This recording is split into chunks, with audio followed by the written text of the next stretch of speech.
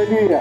हम परमेश्वर को धन्यवाद देने चाहते कि इस मौका ने उन्होंने हमें फिर से दिया है कि आज के दिन हम लोग हिंदी सेक्शन ग्रेस कॉन्वेंट की चर्च के द्वारा आपके घरों में हम आ सकते हैं। परमेश्वर की जय हो जो उन्होंने हमें सुरक्षित रखा और हम पे कुछ भी नहीं हुआ। हम जानते कि परमेश्वर की मौजूदगी हम लोगों के साथ है। तो सबसे पहले मैं अब सभी लोगों को जो इस कार्यक्रम को देख रहे हैं हम स्वागत करना चाहते हैं। तो आगे बढ़ते हुए क्यों ना हम परमेश्वर के साथ जाके अपने दिल को तैयार करें, अपने मन को तैयार करें, ताकि वो आज हमारा साथ वो कुछ बोले, कुछ बातें करे। आमीन। अब जहाँ कहीं भी हो थोड़ी देर के लिए अपने सारे काम को छोड़ दीजिए और चलिए हम जाएंगे परमेश्वर के सामने, अपने आप को तैयार करेंगे और उसके बाद हम जाएंगे आराधना और स्तुति में, जहाँ में डॉक्टर खिवन कांति और उनके साथ उनकी बेटियां उनको हमें परमेश्वर की चरणों में, परमेश्वर के सिंहासन के सामने हमें ले चलेंगे। चलिए हम प्रार्थना करेंगे। पिता परमेश्वर, हम आपको धन्यवाद देने चाहते हैं इस मौका के लिए कि आपने हमें इस मौका दिया है फिर से एक और बार परमेश्वर, इस माध्यम के द्वारा, इंटरनेट के द्वारा, ताकि हम आपकी लोगों की घर में हम पहुंच सकते, लोगों की कानों पे ये सुसमाचार, आपकी समाचार परमेश्वर बाइबल से उनको कानों पे पहुंचे। परमेश्वर आपको धन्यवाद देने चाहते इस मौके के लिए। और जैसा कि हम आए हम दुआ करते परमेश्वर, ये सारा समय आपके हाथों पे हम सौंप देते हैं। हम दुआ करते परमेश्वर आप हमें ज्ञान, हमें बुद्धि देंगे। हम दुआ करते परमेश्वर आप हमारे दिल और दिमाग को खोल डालेंगे, ताकि जो कुछ भी हम करेंगे आज के दिन परमेश्वर, चाहे हम आराधना और स्तुति करें, चाहे हम अपनी वचन, आपकी वचन से हम पढ़े परमेश्वर, आज के दिन हमारे लिए एक अभिषेक का दिन होगा। वो दिन होगा जहां हम अपने आप को आजादी महसूस करेंगे। वो दिन होगा जहां परमेश्वर आपकी चरणों पे परमेश्वर आपकी मौजूदगी, आपके सहभागिता हम लोगों के साथ बन के रहे। परमेश्वर ये सारा समय हम आपके हाथों पे हम सौंप देते हैं। पवित्र आत्मा आप आए, हमें सिखाए आराधना स्तुति करने में, हमें सिखाए आपकी वचन से परमेश्वर, ताकि आज के दिन हम आजादी महसूस करेंगे। परमेश्वर आज के दिन हम परमेश्वर की चरणों में हम जाएंगे। आज के दिन हम परमेश्वर की वचन से हम सुनेंगे। धन्यवाद हो परमेश्वर की आपकी मौजूदगी हम लोगों के साथ है। परमेश्वर आप हमारा साथ बसते हैं। परमेश्वर धन्यवाद, आप हमसे भी, हमारा करीबी दोस्त से भी करीब है। परमेश्वर हम धन्यवाद देते हैं। सारा समय आपके हाथों पे हम सौंप देते हैं। परमेश्वर मसीह के नाम में हम मांगते हैं, आमीन। तो चलिए अपने दिल और दिमाग को तैयार कीजिए परमेश्वर की आराधना स्तुति करते हुए। चलिए हम जाएंगे परमेश्वर के चरणों में। आप अपने आप को मत रोकिएगा, जो कुछ भी काम आप कर रहे हैं उसे सब रोक दीजिए। अभी थोड़ी देर के लिए हम जाएंगे परमेश्वर को स्तुति और आराधना करते हुए।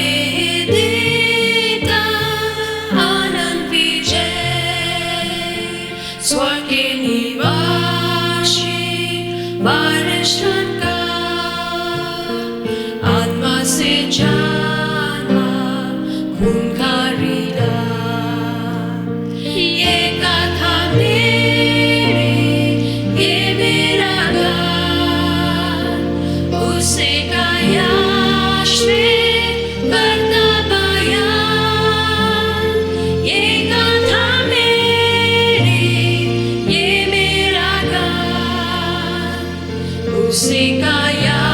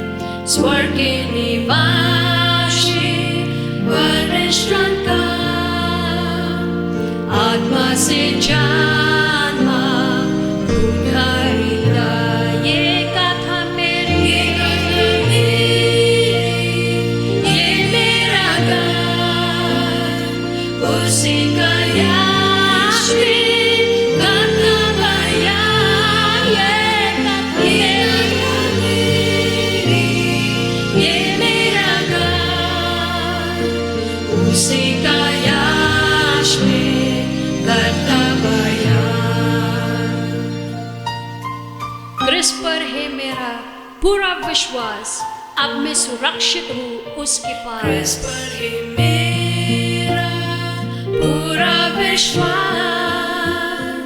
अब मैं सुरक्षित हूँ उसके पास। प्रेम उसका देता मन को आराम, सार उसके होगा स्वर्ग मेरा धाम। ये कथा मेरी, ये मेरा गान, उसी का यश में कथा बयान। ये कथा मेरी, ये मेरा गान, उसी का यश में करता बयान। उसी का यश में करता बयान, उसी का यश में करता बयान। हो यीशु यीशु यीशु यीशु तू है, यीशु तू है, यीशु कौन अभी तेरे गहरा प्रेम को, हो यीशु। ये कथा मेरी, ये मेरा गान, उसी का यश में करता बयान। ये कथा मेरी, ये मेरा गान, उसी का यश में करता बयान। उसी का यश में करता बयान, उसी का यश में करता बयान।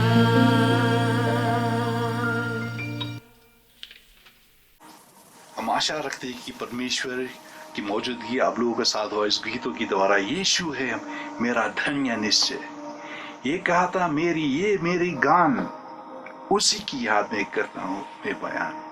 आमीन। तो चलिए इस समय पे हम जाएंगे परमेश्वर की वचन में।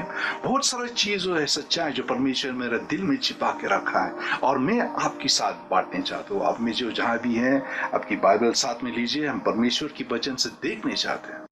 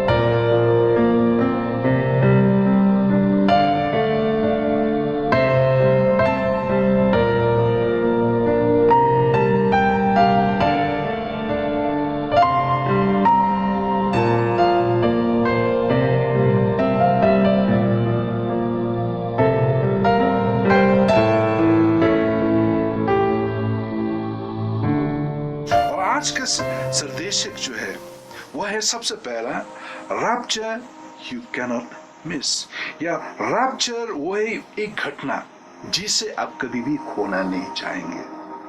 हम देखेंगे परमेश्वर के वचन से।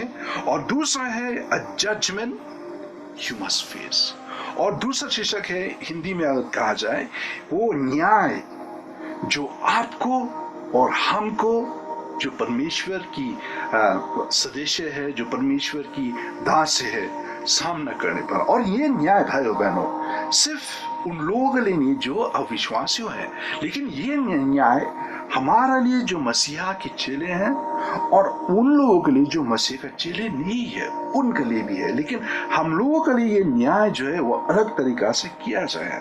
आमीन। जिस तरह आप इस चार्ट को आप देख रहे हैं, बाइबल में प्रोफेसी के मुताबिक, भविष्यवाणी के मुताबिक जो परमेश्वर की दासों ने दिया है, किस तरह से हर एक घटना एक के बाद घटेगा, वो पूरी रीति से परमेश्वर ने हमें समझाया। सबसे पहले जो है परमेश्वर यीशु मसीह का पहला आना इस धरती पे हमें पता है किस तरह से उनको पैदा किया गया। उन्होंने एक आदमी का रूप लिया और पैदा किया मरियम और यूसुफ की घराने में। और उसके बाद जो है मसीहा ने क्रूस पे चढ़ा। क्रूस में चढ़ने के बाद तीसरे दिन उन्होंने मुर्दों से जी उठा। और जब मसीहा ने जी उठा उसके बाद से ही हम जो है अभी जो है हम चर्च एज में है या उस समय पे हैं जहाँ पे कलीसिया बहुत ही बढ़ रहे हैं। आमीन। जहाँ पे परमेश्वर अनोखा काम कर रहा है, परमेश्वर अनोखा चिन्ह प्रकट कर रहा है, परमेश्वर अनोखा मिरेकल्स या चमत्कारी दिखा रहा है अपनी दासों के हाथों से। आमीन। हम देख रहे लंगड़ा चल रहे, अन्य देख रहे, परमेश्वर चमत्कारी दिला रहा है। हर एक इस दुनिया की चारों कोने, वो सब पृथ्वी जो पहले 2 साल 3 साल पहले जो सुसमाचार के लिए वो बंद थे, लेकिन अचानक किस तरह से वो अभी खोल गए। बहुत सारा देश है, इस्लामिक देश है जो परमेश्वर के वचन को स्वीकार कर रहे हैं। ये परमेश्वर का चमत्कार। ये क्यों हो रहा है? क्योंकि हम अंतिम दिनों में जिस तरह हमें पता है मसीहा ने कहा है कि वो अपनी आत्मा को ढालेगा सारा पृथ्वी पर, और सारा लोग जो है जो पहले अविश्वासी थे इस चमत्कारी के द्वारा परमेश्वर के पास वो फिर से आएंगे। और उसके बाद हर एक कलीसिया, मतलब कि ये यूनिवर्सल चर्च, हर एक विश्वासी जो अलग अलग जगह में है, अलग अलग देशों में है, इस पृथ्वी की 4 कोने में, वो सब विश्वासी उस घटना के लिए वो इंतजार करे।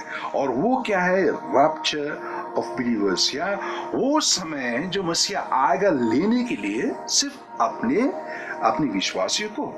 और उसके बाद हम देखते हैं, और इस समय की पहले आप देखते हैं साथों साथ इजराइल यहूदी जाति जो था या इजराइल देश जो है अभी उन्होंने स्वतंत्रता मिला। और उसके बाद हम देखते हैं किस तरह से मसीहा फिर से अंतिम दिनों में यहूदी जाति जो पहले वो कैद में थे, पहले वो गुलाम में थे, किस तरह से मसीहा उनको फिर से वापस ला रहा है। और हम देखते हैं धीरे धीरे आहिस्ता सारा देश की नजरों इजराइल जाति, इजराइल देश की पास जाए। अगर कोई भी समस्या हो, कोई भी वैज्ञानिक और से समस्या को हल करने के लिए हम देखते हैं इजराइल जाति बहुत ही आगे फैले हुए। ये वेस्ट है तैयार करने के लिए उस अंतिम टेम्पल या उस टेम्पल बनाया जाएगा, उस जगह के लिए अभी झगड़ा चल रहा है इजराइल देश के साथ और इस्लामिक देशों के साथ। वो झग रहे, वो लड़ रहे, लेकिन हम देख रहे हैं फिर भी ये तैयारी बहुत ही जल्दी चल रहा है।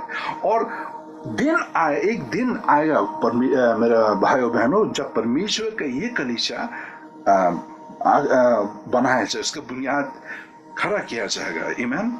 और उसके बाद साथों साथ आप देख रहे इस चार्ट में जिस तरह से मिडिल ईस्ट पीस या वो ट्रीटी ऑफ पीस आप देखेंगे, क्योंकि ये इजराइल का दुश्मन जो है उसके चारों ओर फैला हुआ है, वो अचानक किस तरह एक आदमी के द्वारा वो एक ट्रीटी लगाया, एक तरह की समझौता लाएगा, शांति का समझौता लाएगा, ताकि इस देश में अड़ोस पड़ोस की इजराइल की देश में उसमें और झगड़ा ना हो, अभी शांति हो। और ये जो है इस बाइबल प्रोफेसी या परमेश्वर की दासों की भविष्यवाणी के द्वारा वो कहते हैं कि वो लगभग ये शांति 3.5 साल के लिए होगा, जिस तरह आप इस चार्ट में आप देख रहे हैं। और उसके बाद क्या होगा? वो द एंड टाइम्स या वो अंत समय होगा 7 साल के लिए। आमीन।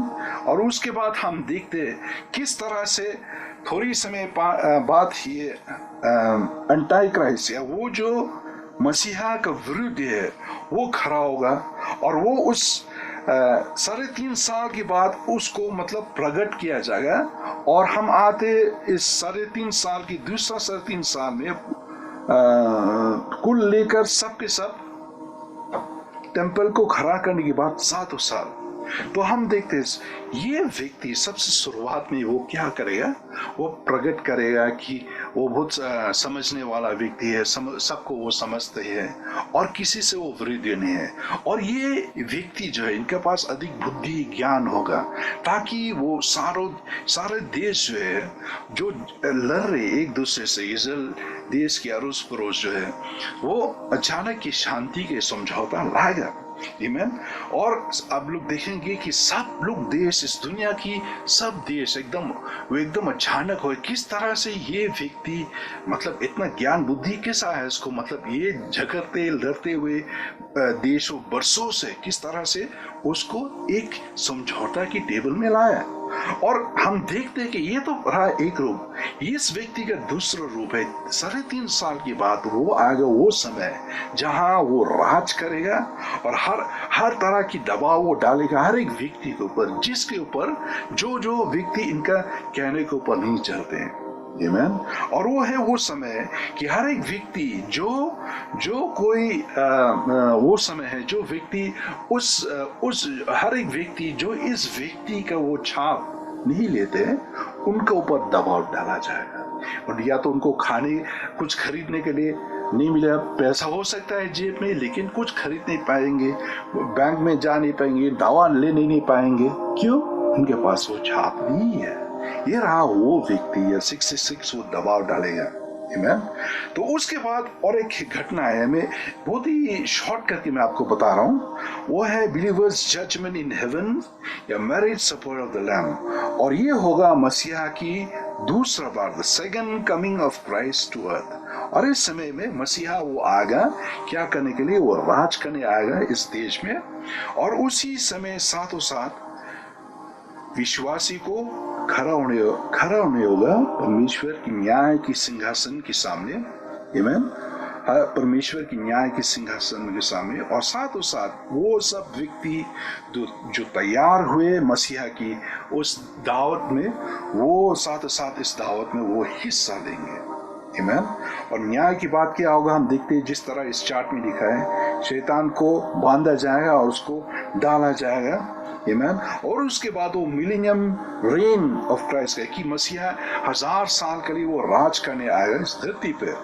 और जिस तरह प्रकाशित वाक्य में भी लिखा है, sheeps and goat, judgement of survivors, हम देखते हैं कि ये सब घटना घटेगा। लेकिन कोई अगर अब इस चार्ट को समझ नहीं पा रहे, कोई बात नहीं, मैं धीरे धीरे ये कोशिश करूंगा थोड़ी से समय की अंतर्गत में आपको बताने के लिए। लेकिन इसको और गौर तरीका से हम देख रहे बाइबल स्टडी में। आप में जो और जानने चाहते हैं किस तरह से हर एक घटना एक के बाद घट रहा है इस पृथ्वी पर मसीहा की दोबारा आने की पहले या रैप्चर की पहले, तो आप बाइबल स्टडी की वीडियो में जरूर देखिएगा। वो होता है हर एक बुधवार को दिया जाएगा ताकि आप पूरा रीति से आज समझ पाएंगे। आमीन।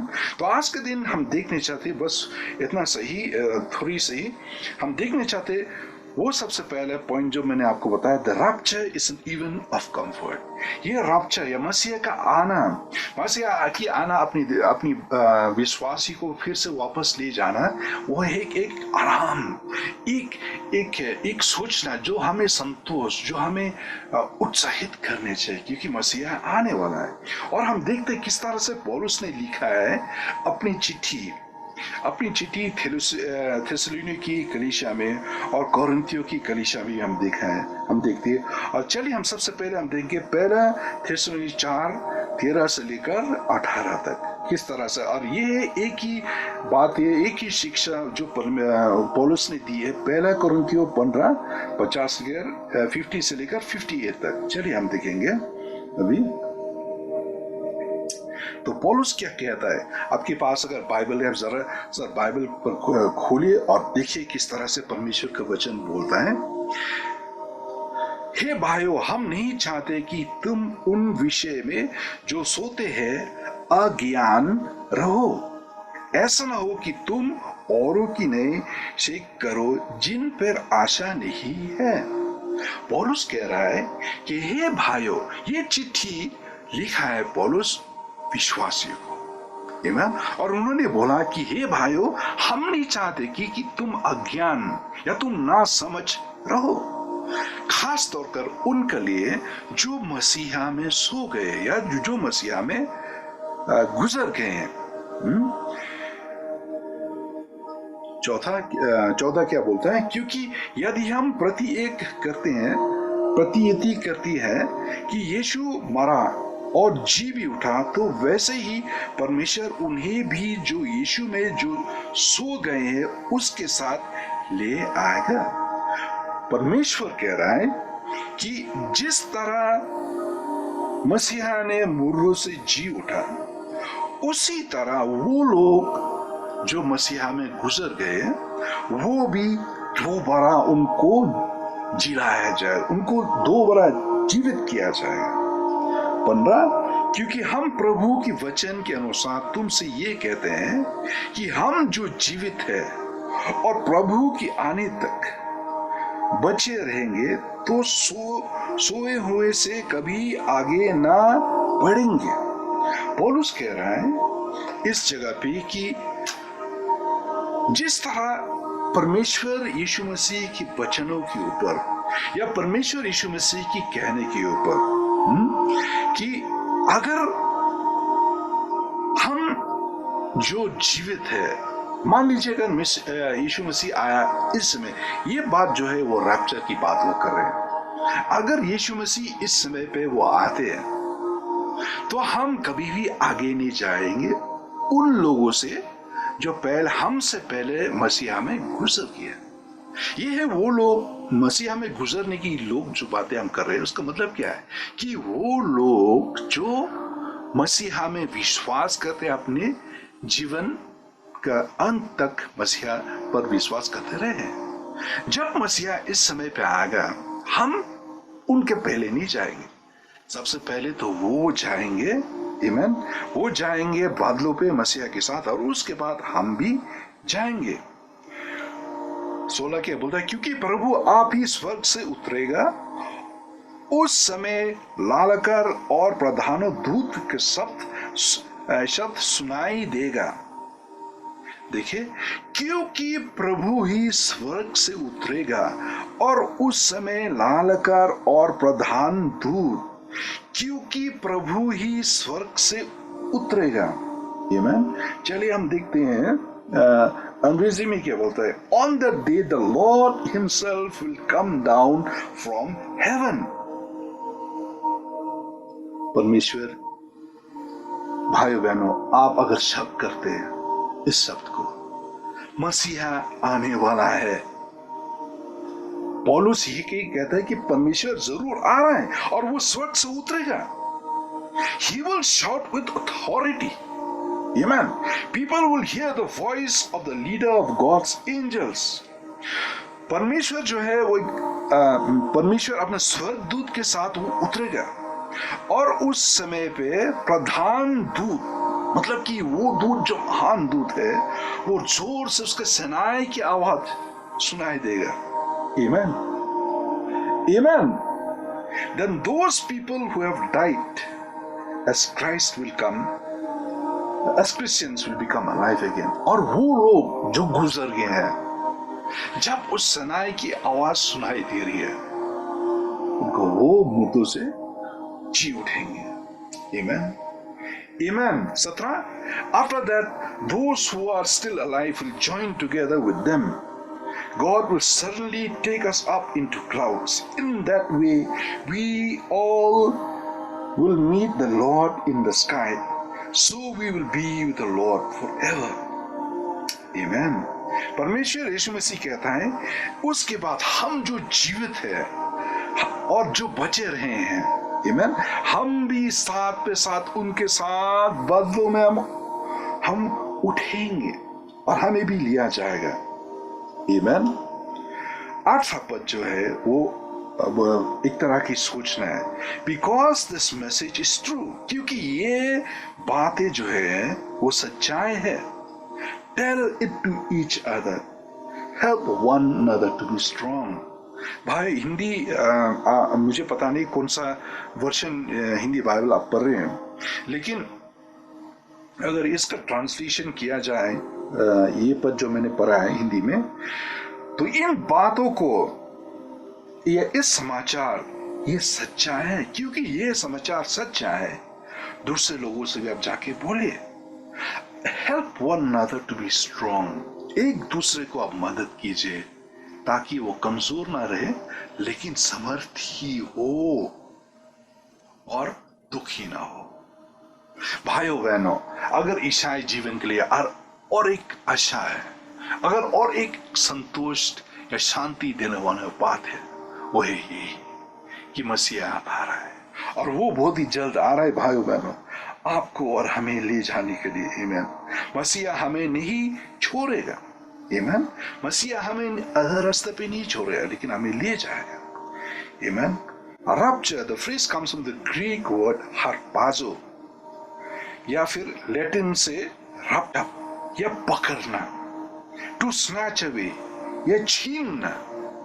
भाइयों बहनों, जब हम जी रहे, अचानक परमेश्वर की आवाज, तुरही की आवाज आया, और क्या होगा? हम अपनी काम में शायद व्यस्त है, परमेश्वर के लिए आग जल रहा है, और अचानक जब सुनाई की आवाज जब आएगा, तो क्या होगा? हमें अचानक छीना जाएगा इस पृथ्वी से, जिस तरह इस तस्वीर आप देख रहे हैं। इसी कारण भाई बहन, चलिए हम अपने आप को तैयार करें, पीछे ना रहें।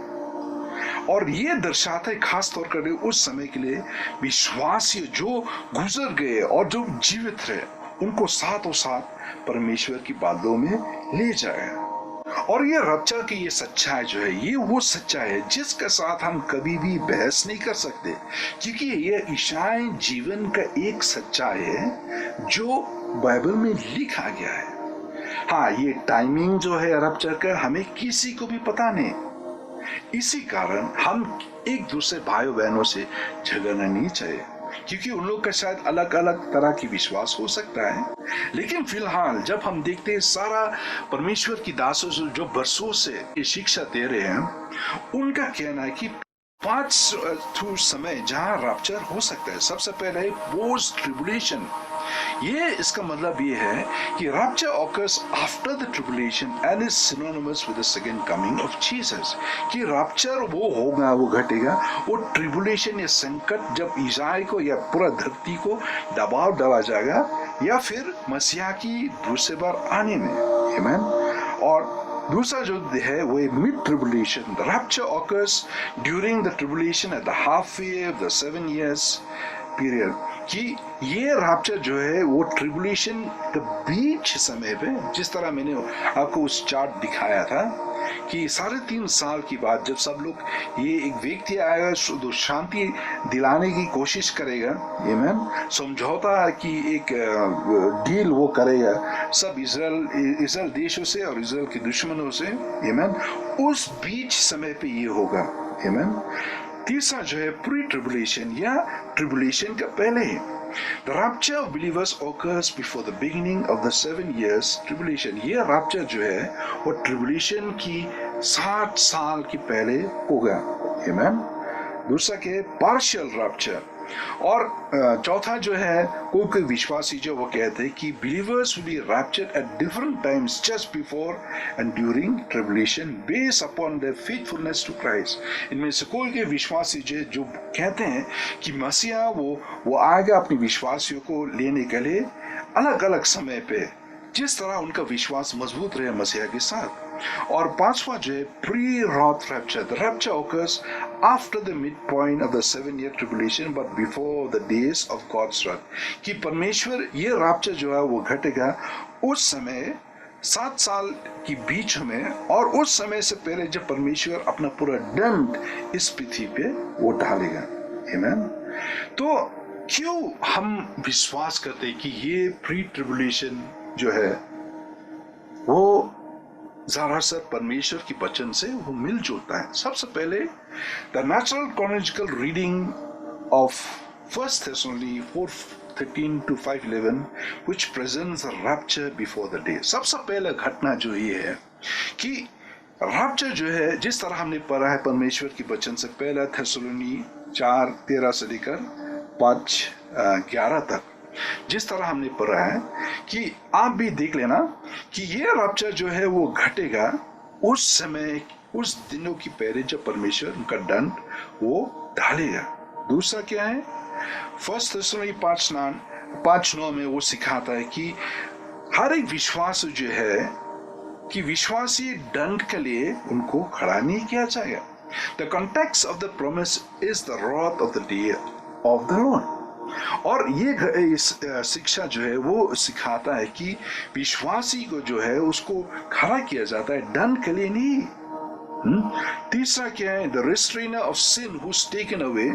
2 थेसलोनी 2:6 से लेकर 7, अब देखेंगे जगह के, इस जगह में भी कहा जाता है कि वो व्यक्ति जो रुकावट डाल रहा है ताकि उस पाप को पूरा तरीका से ना प्रकट किया जाए इस धरती पे, जब तक उसे नहीं लिया जाता है, वो व्यक्ति आप पढ़ लेना 2 थेसलोनी 2:6 से लेकर 7। वो व्यक्ति कौन है जो रोक रहा है?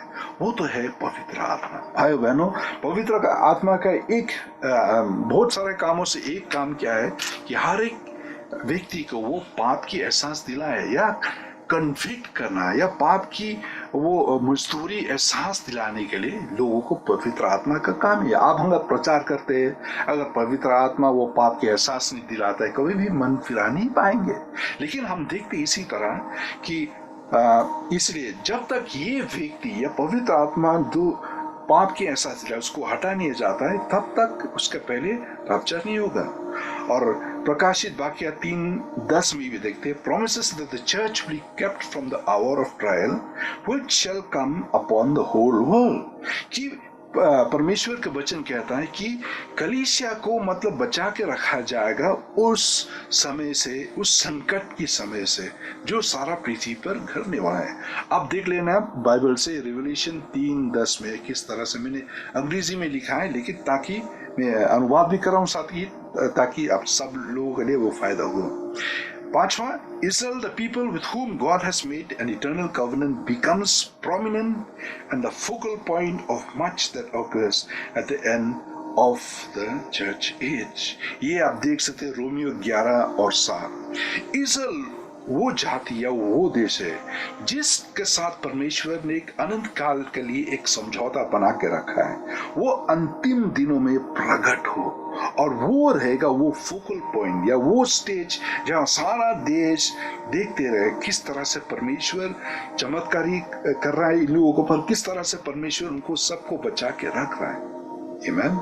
और the doctrine of imminency and the crucial and decisive argument, तीतस 2:13 भी सिखाता है किस तरह से हमें इंतजार करना है उस ब्लेसेड होप के लिए। ये लेखक जो है, ये लिख रहा है इसको, उनसे कह रहा है कि परमेश्वर की दोबारा आना वो है क्या, एक धन्य आशा और द ब्लेसेड होप जो हर एक ईसाई बेचैन बेसब्री से इंतजार कर रहा है। और आप देखेंगे बाइबल से बहुत सारा कहानी है, बहुत सारा सच्चा है परमेश्वर जो प्रकट किया है, जिसके द्वारा हर एक व्यक्ति को वो बेचैन से बेसब्री से इंतजार करना है और अपने जीवन को तैयार करना चाहिए। ईमान समय की कर वो आता है बादलों में से अपनी कलीसिया को लेने के लिए। ईमान दूसरा जो है जो हम देखते हैं वो सेकंड कमिंग की बात में, Christ returns with his bride and angels to the earth। दूसरा आने में क्या होता है, मसीह की दूसरा आने की, मसीहा वो दोबारा आएगा अपनी दुल्हन के साथ और देवदूतों के साथ इस धरती पे शासन करने के लिए। आमीन। दूसरा जो है हम देखते हैं, the 7-year tribulation begins shortly after the rapture of the church। ये 7 साल के लिए वो संकट की समय, या अंग्रेजी में कहा जाता है ट्रिबुलेशन, उसका शुरुआत होगा रैप्चर की बात, जब परमेश्वर आएगा कलीसिया को लेने के लिए। आमीन। सेकंड कमिंग में हम देखते हैं द मिलेनियम किंगडम, या 1000 साल की वो जब मसीह आएगा वो अपने राज्य को स्थापित करने के लिए इस धरती में। Million kingdom of Christ is establish after the second coming. Second coming की बात ही हम देखते हैं परमेश्वर मसीहा की 100 साल के लिए वो राज्य जो है उसको स्थापित किया जाएगा मसीहा की दोबारा आने के बाद ही। तीसरा पॉइंट हम देखेंगे, रैप्चर जो है the event is imminent, it could happen any time. Rapture जो है ये एक घटना है या एक योजना जो पिता परमेश्वर पहले से शुरुआत से रखा है, और ये घटना घट सकता है कोई भी समय पे, किसी व्यक्ति को पता नहीं इस कब होगा, कैसा होगा, सिर्फ पिता परमेश्वर का ही पता है। लेकिन दूसरी ओर से हम देखते हैं कि numerous science precedes this event. Second coming में जब हम देखते हैं परमेश्वर की वचन प्रकाशित वाक्य 6 से लेकर 19 में आप बाइबल में देखते हैं ना, आप इस शिक्षा में अगर जो कोई भी पद है उसको अगर हम तेज से चल रहा हूं उसके पॉज कीजिए और बाइबल को आप नोट कीजिए और पढ़ना जरूर, ये आपके लिए फायदा होगा।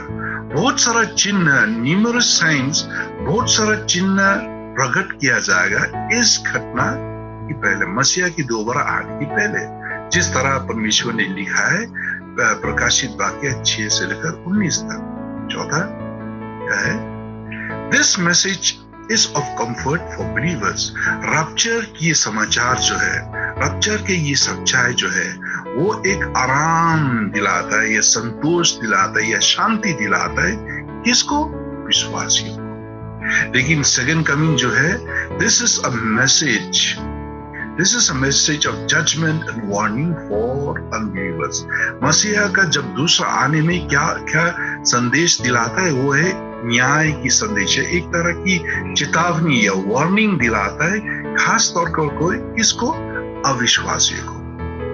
पांचवा क्या है हम देखते हैं, the church is of primary importance. Rapture में हम देखते हैं कलीसिया जो है ये बहुत ही महत्वपूर्ण संख्या है रैप्चर में। और सेकेंड कमिंग में हम देखते हैं इजराइल जो है is of primary importance. Israel जाति, जैसा हमें पता है शुरुआत से परमेश्वर ने इजराइल जाति को चुन के रखा है। मसीहा भी इजराइल जाति से पैदा, मूसा, इब्राहिम, याकूब सब के सब आए हैं। हमारा बाप दाता जो आत्मिक बाप दाता है वो रहा इजराइल जाति से। और सारा घटना जो घटना है इस पृथ्वी की चारों कोने में, वो इजराइल देश के साथ वो मिलजुलता है। आप अगर चिन्ह देखने चाहते, जानने चाहते किस तरह से ये अंत होगा, आप इजराइल देश को अब स्टडी कीजिए, गौर से देखिए और परमेश्वर की वचन के मुताबिक कंपेयर कीजिए, तो आप देखेंगे किस तरह परमेश्वर के हर एक वादा एक के बाद एक उसे पूरा किया जा रहा है। अभी हम देखेंगे छठवां जो है 6 point, the rapture is a mystery. ये रैप्चर जो है एक गुप्त की बात है, कब होगा, ये कैसा होगा, इसको भी खबर अंदाज नहीं है, यहां तक कि मसीहा को भी पता नहीं है। इसलिए हमें हर समय पे तैयार रहना है। दूसरी ओर से जब हम देखते हैं सेकंड कमिंग जो है इस predicted both in old and new testament. दूसरी ओर से हम देखते हैं ये सेकंड कमिंग है मसीहा के दोबारा आने के बारे में लिखा गया है पुराना नियम और नया नियम में भी। भविष्यवाणी पहले शुरुआत से वो भविष्यदाता देते रहे हैं कि मसीहा की दूसरा आने में कैसा होगा। सातवां जो है the judgment seat of Christ for believers occurs। तो रैप्चर की समय की बात ही हम देखते हैं कि परमेश्वर भी एक न्याय के सिंहासन में बैठता है, वो क्या करने के लिए? न्याय करने के लिए विश्वासी को। अब परमेश्वर के वचन से देख लेना, रोमियो 14:10, 1 कोरिन्थियों 3:10 से लेकर 15, 2 कोरिन्थियों 5 से लेकर 10। इसमें आप देखेंगे किस तरह विश्वासी को मतलब वो न्याय किया जाए, किस तरह उन्होंने उपयोग किया वो समय, वो वरदान, वो काबिलियत जो परमेश्वर उनके ऊपर बसाया है उनका सेवा में। लेकिन दूसरी ओर से हम देखते हैं ये सेकंड कमी में क्या होता है, परमेश्वर क्या करे, वो अंतर लाएगा या परमेश्वर न्याय करेगा, भेड़ी और बकरियों के बीच में वो न्याय करेगा। जिस तरह उन्होंने दृष्टांत किए मसीहा जब वो जीवित थे इस पृथ्वी पे, मत्ती 25:31-36 तक हम देखते हैं किस तरह उन्होंने कहा है कि अंत समय पे जब मसीहा आएगा वो न्याय करेगा। दूसरा क्या है? The Antichrist and the world are judged। ये वो व्यक्ति जो विरोधी है मसीह का शुरुआत से ही, उसको और सारा पृथ्वी जो उसका हाथों में कब्जे में, उसको न्याय किया जाएगा। आमीन।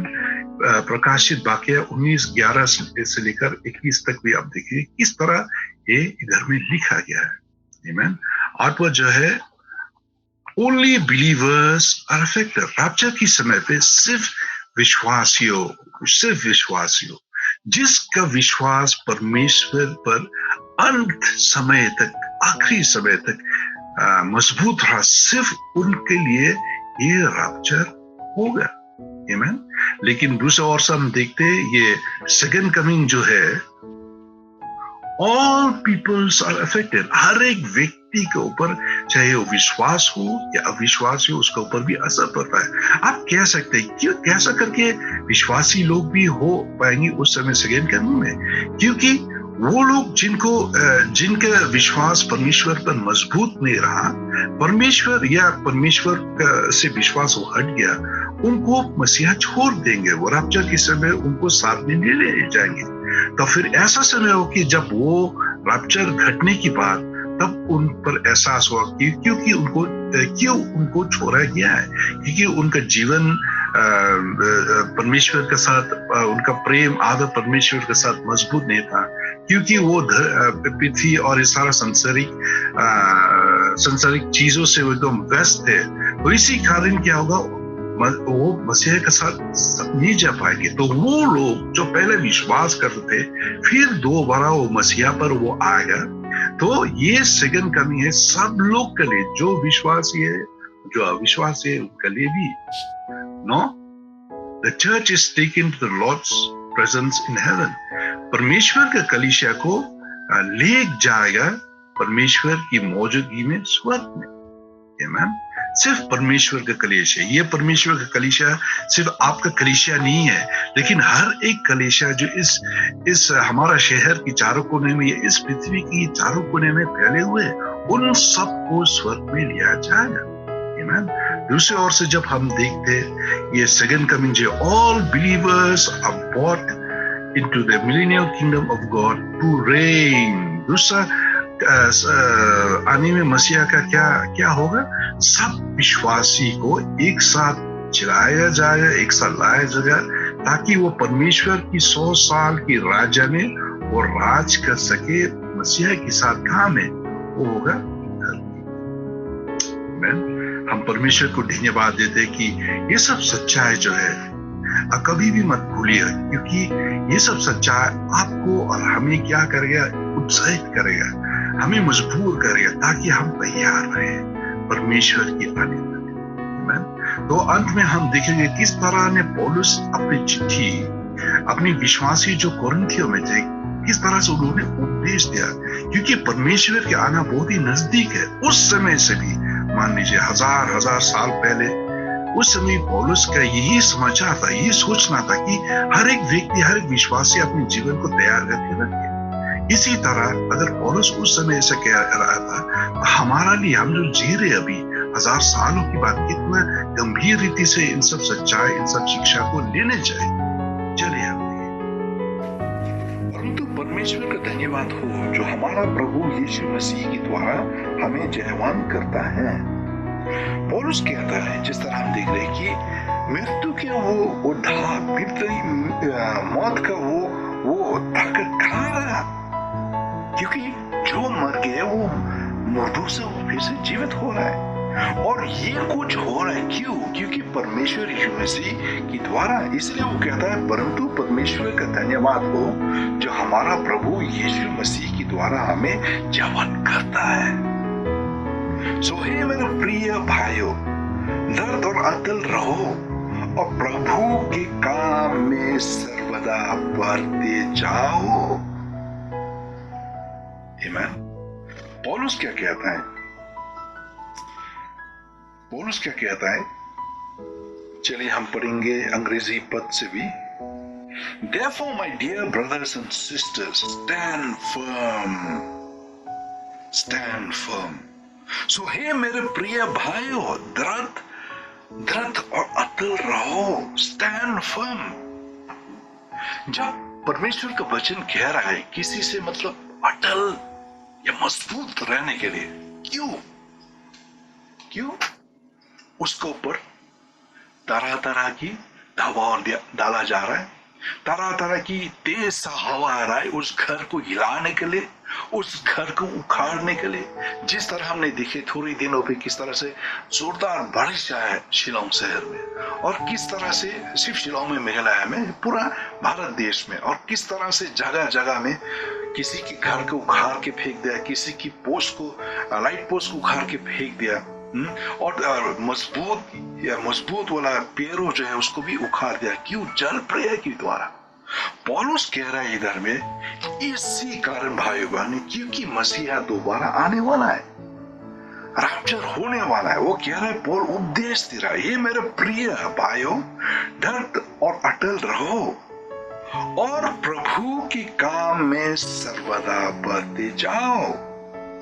Stand firm, let nothing move you. मजबूत होकर रहो और ऐसा ना हो कि कोई भी चीज आपको हिला दे. Amen? तरह तरह की चीज आएगा जो आपको हटा देने के लिए, आपको विश्वास से गिरा देने के लिए.